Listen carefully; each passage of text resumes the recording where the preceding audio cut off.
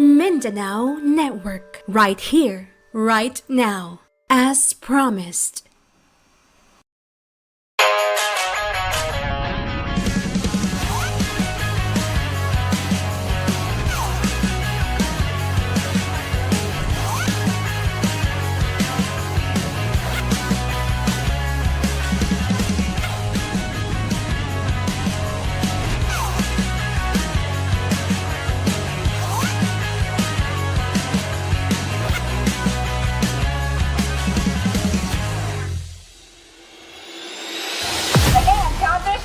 Once you're hit, you're out. Hit ka na! In this episode of Action Pack, get ready to brace for close calls and quick hits inside the battlefield. Ayoko, ikaw, please! 1 minute. 1 minute to huddle up. Ever wondered what it feels like to be in a real-life action game? We're here at Ground Zero to find out and take on paintball.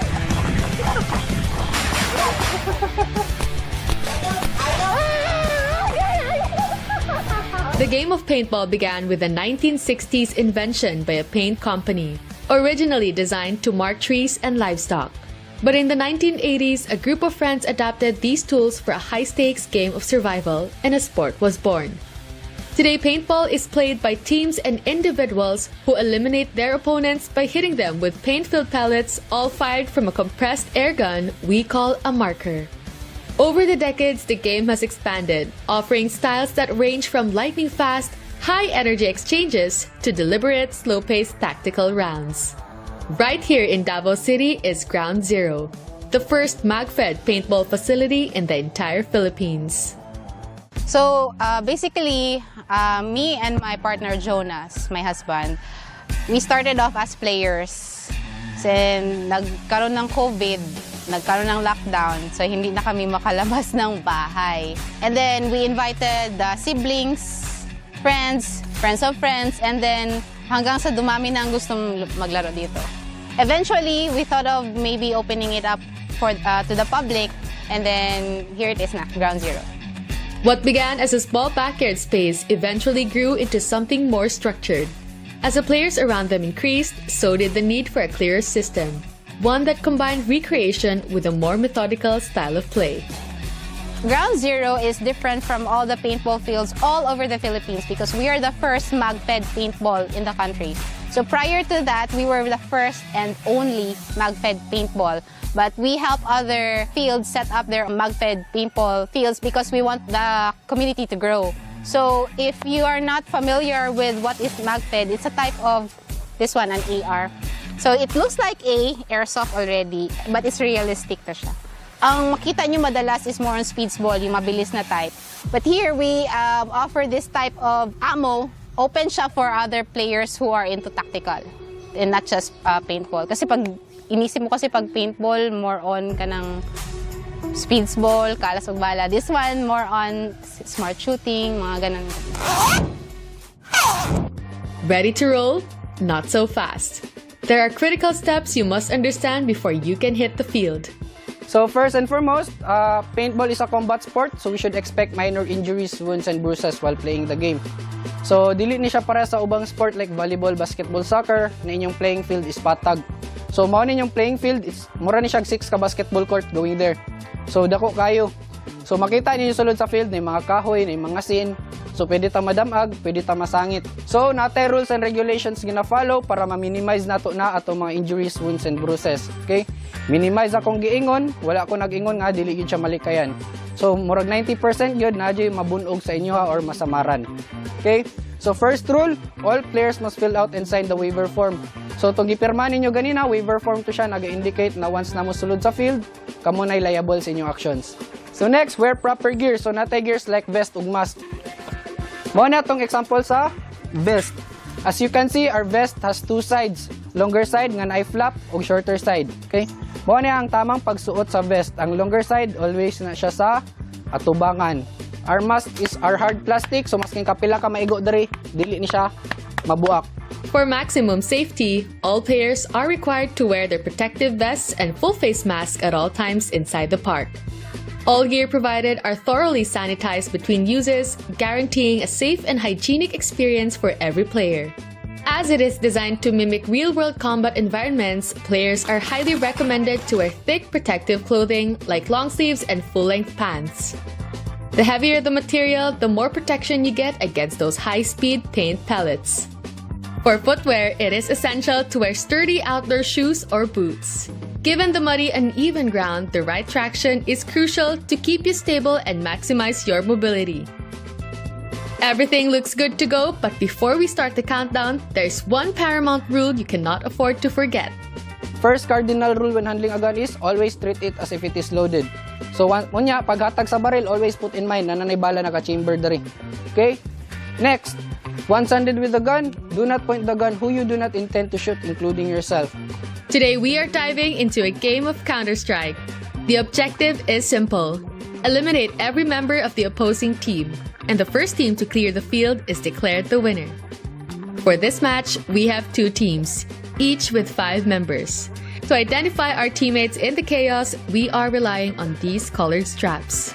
The safety rules are set and the teams are ready to deploy.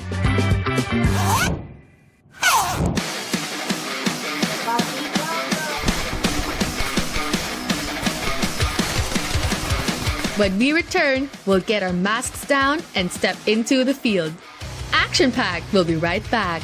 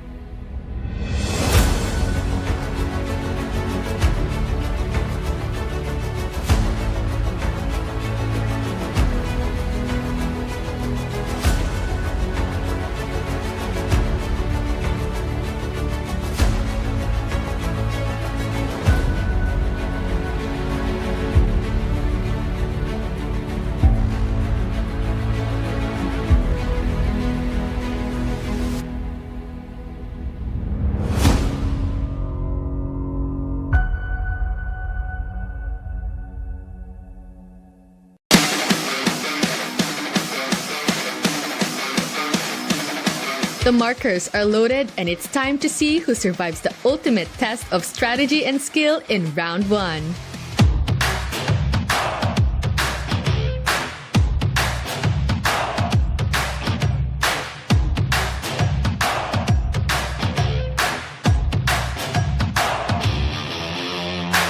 Each team starts at opposite ends of the field. Before the game officially begins, there's a crucial 1-minute window for teams to strategize, finalize their attack plan, and mentally prepare before the marshal initiates the countdown. Game starts in 3, 2, 1. Game on! Our strategy for the first round was to split our team, spreading out in pairs along the flanks. I never expected to find myself crawling, but once you're in the heat of it, all you can think about is survival and how to avoid getting hit.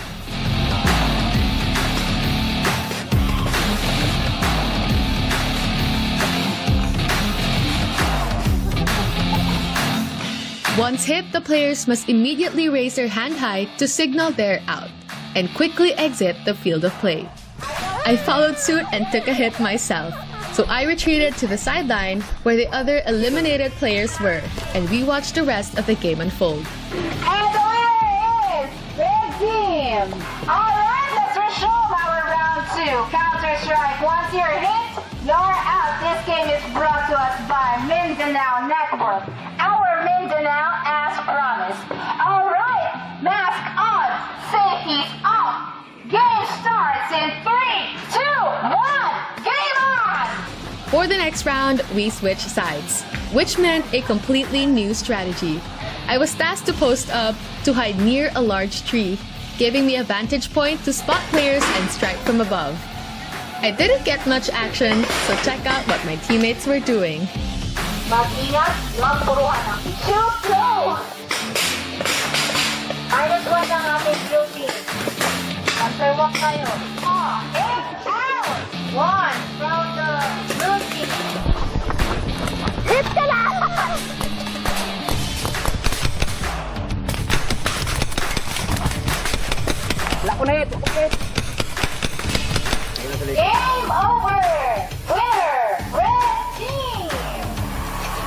So the game is over and we won the last round. I actually got hit in the first round. It was a little painful, but Ground Zero has first aid here, so if you need that, they can provide it. So here in Ground Zero, aside from paintball, we also have the shooting range for those who don't wanna go inside the field, battlefield, gusto lang mag-pusil-pusil.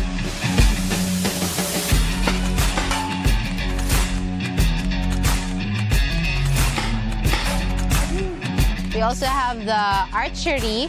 We have it both for kids and for the adults. So meron kaming suction type, and then meron din kami yung intermediate na, yung the pointed arrow.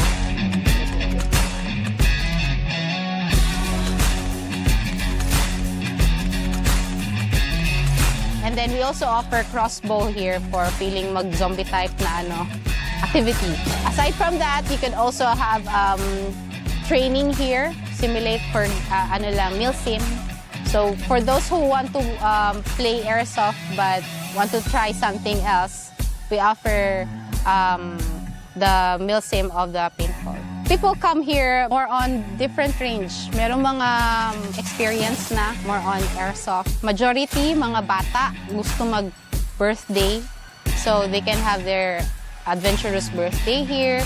And then meron mga team buildings dito para mas strengthen ang kanilang teamwork. And then meron din yung mga random people. So it comes from all walks of life. Paintball was a mix of fun and pure tension. That's it for today's episode of Action Pack, and I'll catch you on the next one.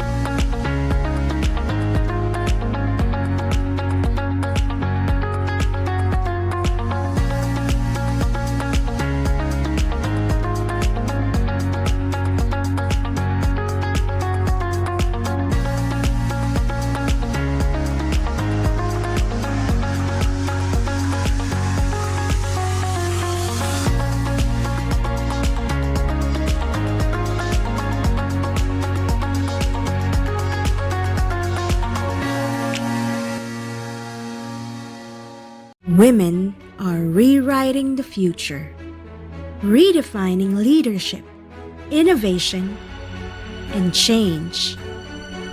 Her story does not merely end with triumph. It transpires to legacy, vision. This is Bayi, where women lead the way. Watch Bayi on Mindanao Network.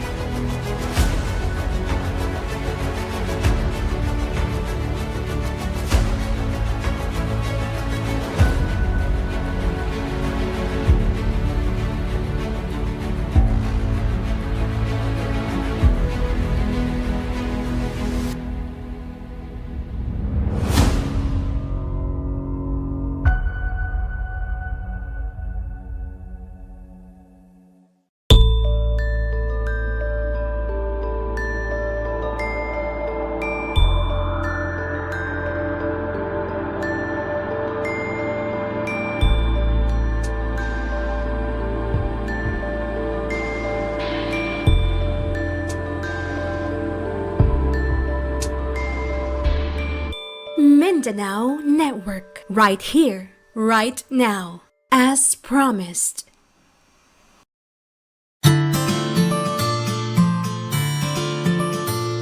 Agriculture is more than just producing food. Many raw materials used in the industries are manufactured by the manual labor of farmers.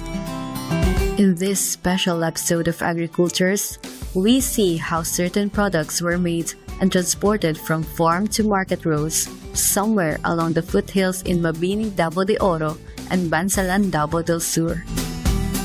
Every trade pushes the community forward to produce more, one that bears a kind of success to improve their quality of life and livelihood.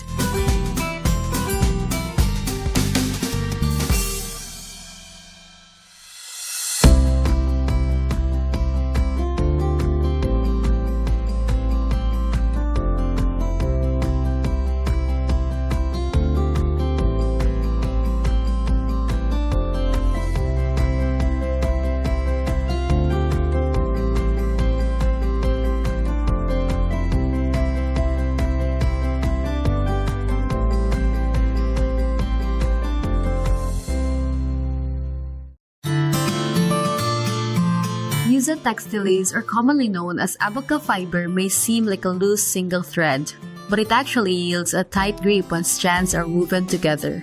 The reason why it doesn't fall short in harvest lies in the municipality of Mabini, Davao de Oro, where an abundant plantation grows, tended by the Barangay Anitapan Improvement Community and Farmers Association, or BAICFA. How does a small farmers association keep it thriving?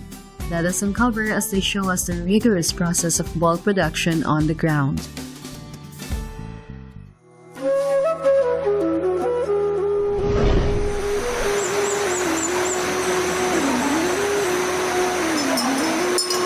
Ako si Julito Ihulin,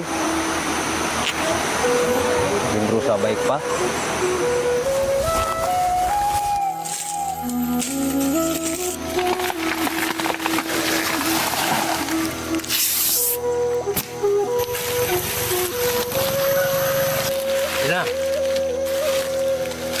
So wala pa kay BAICFA siya adili mo nga nitapan ang mabaka jud namo sa bukid. Di manuhol jud namo. Simana 35 kilo. Mubaligya mig glanot sandili mawa tagom. Mali pa naming moabot og 40. Ang plite sa jeep diri sa mua 2 kilo. Sa 40 di mabawasan nag-2. Among the 11 municipalities of Davao de Oro, the municipality of Mabini ranked first in terms of production area and production volume. However, despite being the top producer of abaca fiber in the province, farmers are still in subsistent living. They have limited funds to improve their operation, particularly in producing quality abaca fibers and delivering products directly to their buyers. They are at the mercy of their local traders. Sa una nga wala pa, nga namalit ang BAICFA, is mubo ang presyo consolidator sa amo nga farmers. Una, nangandoy ang mga farmer nga unta adunay ahinsya sa gobyerno nga diin makahatag og stripping machine.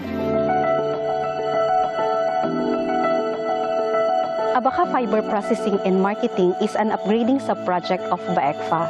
This sub-project aims to address constraints in the post-harvest and marketing segments, particularly the limited access to mechanized stripping machine and low buying price of abaca fiber. The association has a total of 55 members, of which 25 are IPs belonging to Mansaka tribe. This sub-project has a total cost of 8,042,000 pesos.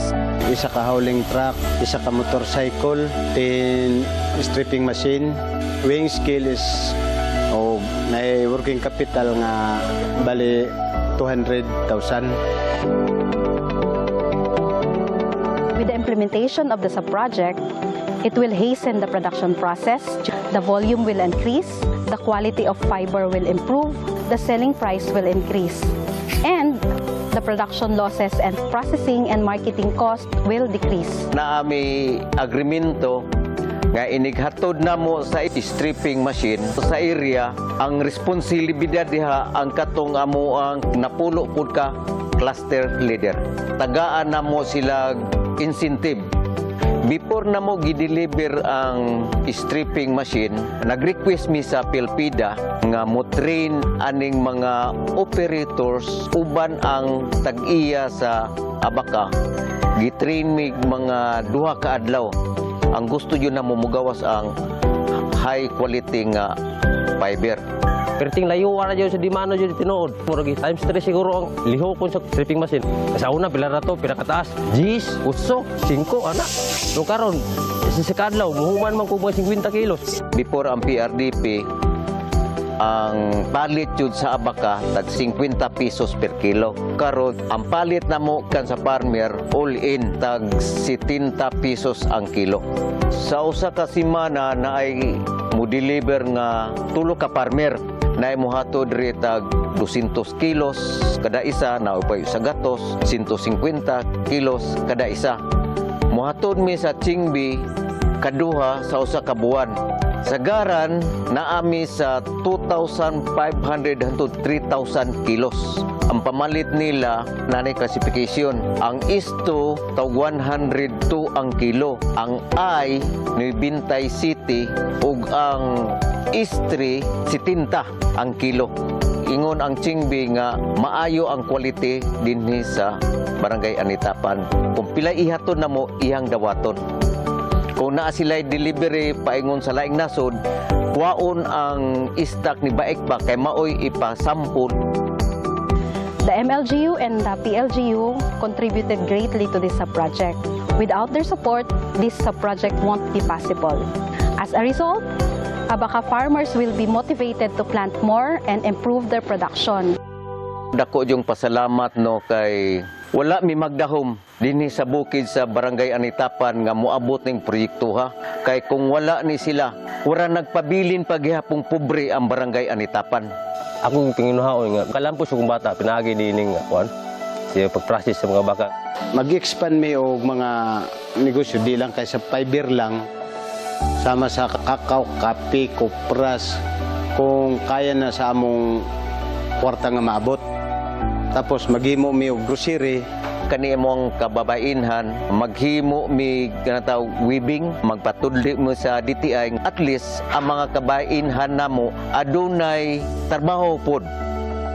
Ang katong mga waste material nga diin mahimo namong sandal ug uban pa. This leads to achieving their vision to be the leading innovator of Abaka fiber processing in the community, providing sustainable income to farmers while protecting the environment and empowering the local communities. Ang ako lang hangyo unta sa mga membro, nga unta mapagwapo ang kalidad sa lanot ug mapataas ang presyo diha sa pagtaas sa presyo, muhagaway ang ato ang pamuyo. Magpasalamaton kog dako ngadto sa EO ug sa Region DE ug sa World Bank nga mo'y naghatag og kusog og kinabuhi kanamo nga mag-uuma.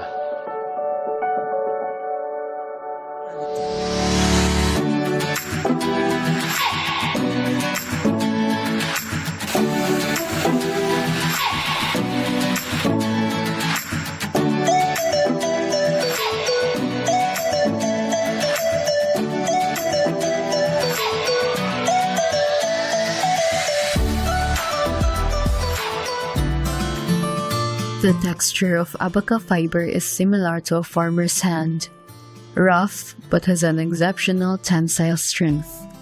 A mark left when you are working fingers to the bone like the group of Baikfa.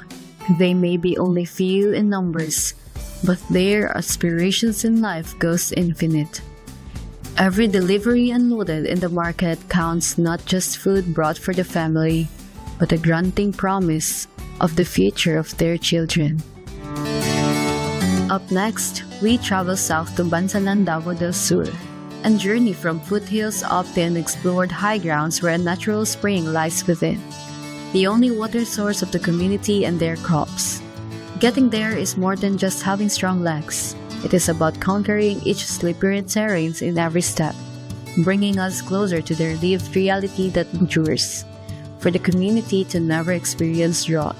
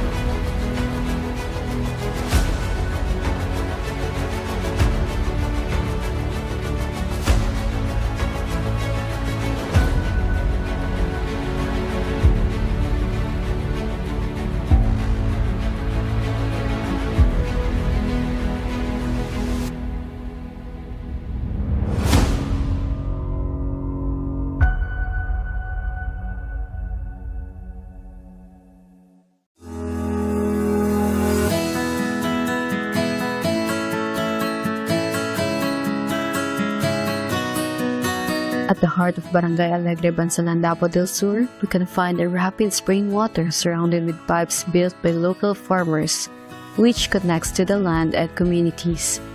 And it is their only supply in the vicinity. Every day, they hike from the ground up to ensure the quality of water stays clean, healthy enough to grow the crops that are sold to the market, and that feeds the family.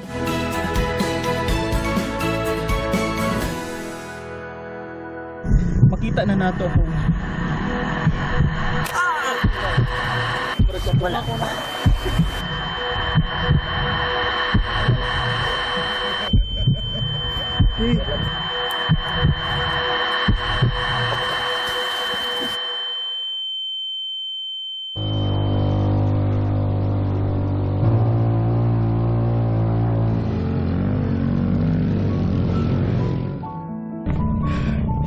Padulong kita mga kaagri sa komunidad sa Alegre dinhi sa munisipyo sa Bansalan, Davao del Sur aron sa taon nato ang sitwasyon sa itong mga mag-uuma dito. Kapandinhi pa lang, padulong pa lang ta, makita na nato kung unsa kadako nga problema ang ilang gisagubang dinhi. Sa pagpadayon namo og pagpangalap og storya diri sa Alegre, mas daghan pa diay ang mga hagit ug di makalimtan nga mga kaagi ang naghulat kanamo.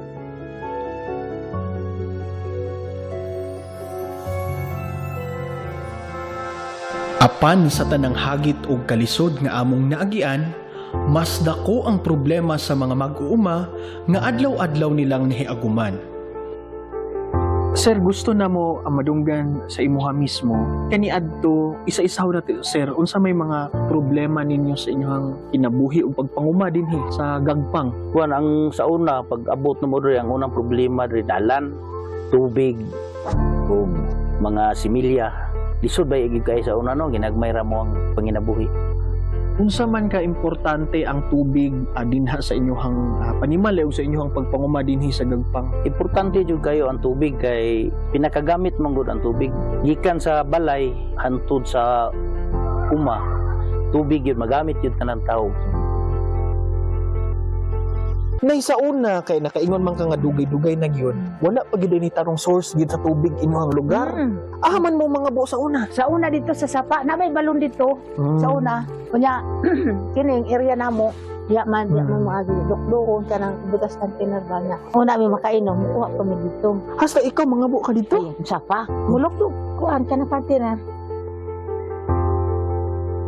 Ang gagpang manggod na siya sa higher elevation sa municipality of Bansalan or naa siya sa foot of Mount Apo. So kasagaran ang mga tanom dito nga mag-thrive is kining mga patatas, mga carrots, naapoy repolyo, o nya kining kape nga arabica. Dako kayo no ang iyang matabang no sa mga mag-uuma.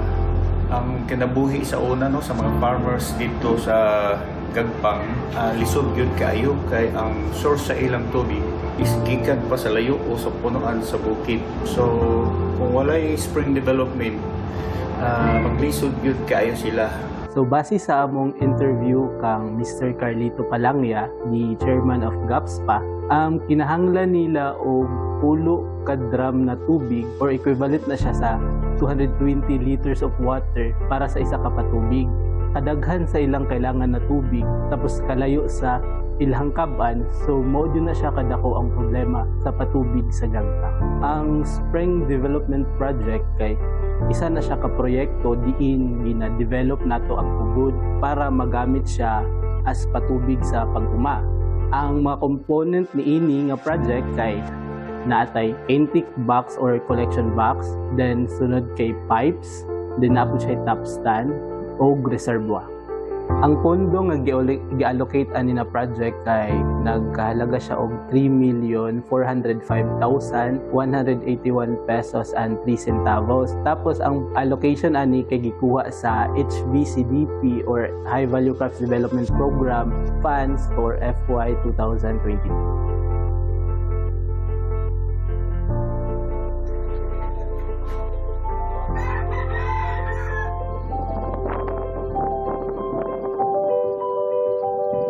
Good morning. Nakakita karon sa balay ni Sir Titing, diri ta natulog kay musayo ta karog saka didto sa source yun sa Spring Development Project. So 4:22 na according sa tong guide, alas 5 ta sa buntag musugod sa to ang baktas padulong didto nga mudagan daw og 4 ka oras padulong pa lang, so 4 ka oras na pud nga pabalik. So uban ni ka-agree kay atong tan-awon dito ang sitwasyon sa maong proyekto.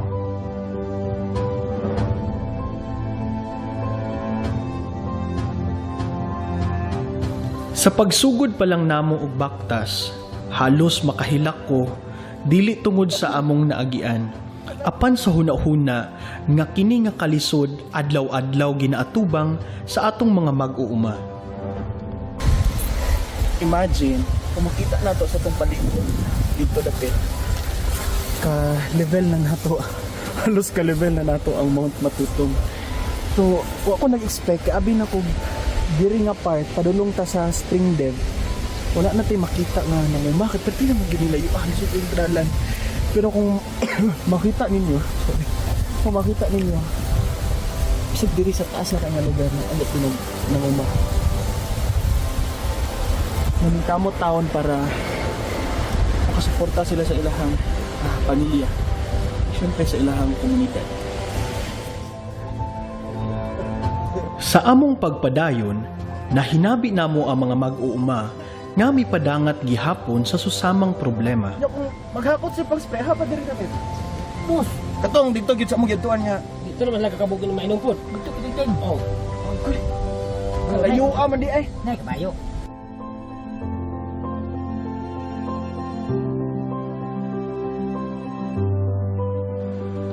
Sa padayong binaktasay, makaingon yud ko nga grabe na ang kataas sa lugar tungod sa mga lumot nga halos milukop na sa maong lasang. Layo-layo manggid sir ning area ha sir, kumusta tong inyong siyempre ang mga tubo nga gamiton, mga materyales, kumusta yung experience ito sir? Dali mo yung matama di parang iyala ka na kalisod, sagit sa kay kapag na mo, saag pa man eh. Iwa pa yung ng tino nga dalan ba? Kaya mo ati dia, uban. Basta kay, bulaak lagi. Lahi sa karon nga. Lahi na karon mo na isang dalan na mga ginagawa na gipinuntik.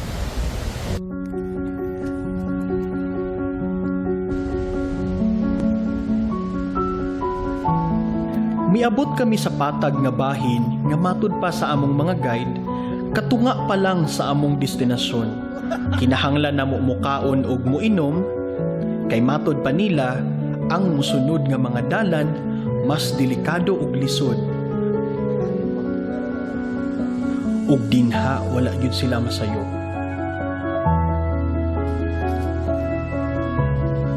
Halos di na nako maihap kung kapila nako og ang akong kaubanan na dapilas.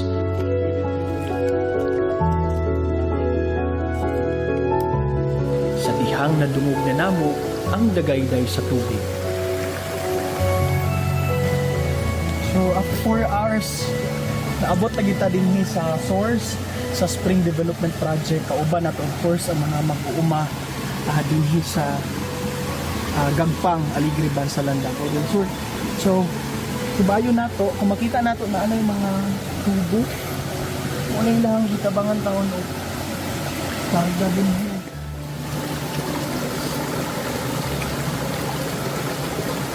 Kung mahuman na ni mo balik ni nga kusog ng agos ito, isa ni kada pong tabang sa inyong komunidad. Ako ikatabang sa mga ang problema mo dito, mga problema mo dito. Kaya sa ako salamat ang mga kaibigan. Dahil tumukay din ang mga kaibigan. Habas yung studio. Basig, kuwanto sir, unsa pa inyong mensahe sa gobyerno na pamatay kabalo ko nga daghang pong problema po sa komunidad sa mga kasadalan. Ito pa may ato ang mensahe sa mga gusto sa ato. Wala na po lang mga komunidad. Kuwag kita nito. Sa gitid sa tulong sa anong host na nakuhan po kami dito kami. Wala pa mang host nga para sa area sa mga kuwan. Ano ba magulang yan? So katubaling kuan dito, itong pangkilig ko kailangan patubos ka dito. Sa kanindot sa kinaiyahan o sa kahago sa lawas, kabalo ko nga gusto pa sa kadaghanan mo pahulay. Apan wa na kami naglangan, kay pipila na lang ka oras, kung maapsan kami og ulan, mas kalbaryo gyud ang dalan.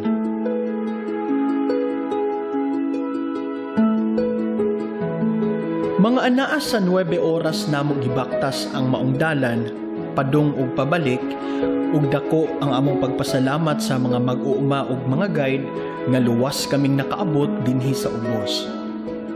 Nagpasalamat lang po migdako sa Municipal Agriculture, sa Department of Agriculture Region 11 nga dako kay sila og tabang sa amuha, sa mga asosasyon, sa mga tao diri sa Barangay Aligre sa Gagpang. Naabot sila diri sa amuha, naghatagan mi gikan sa seeds, abono ning water system o sakyanan o coffee storage, napay coffee haler o coffee pulper.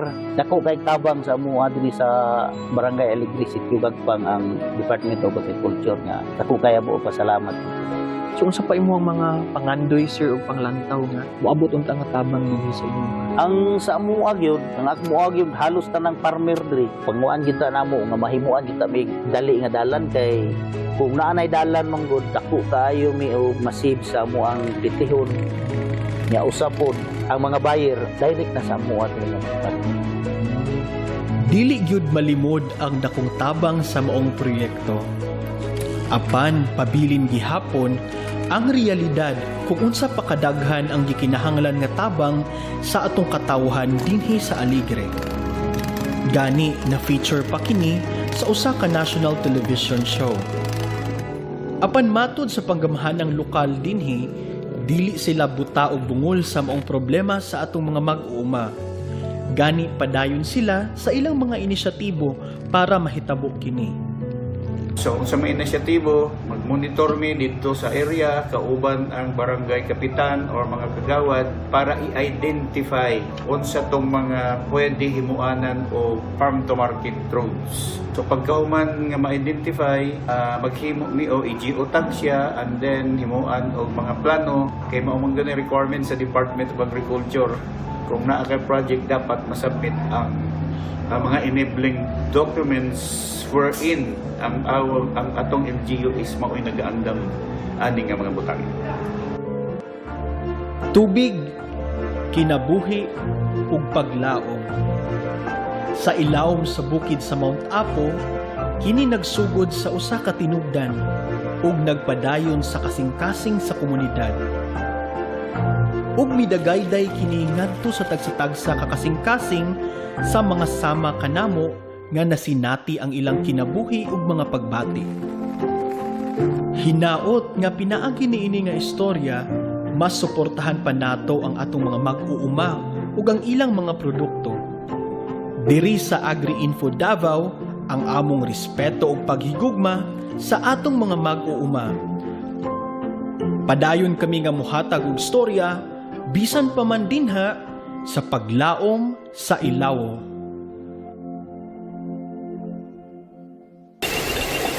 Gikan dinhi sa mismong source sa Spring Development Project sa Gagpang, Aligre, Bansalan, Davao del Sur, kini ang Agri-Info Davao.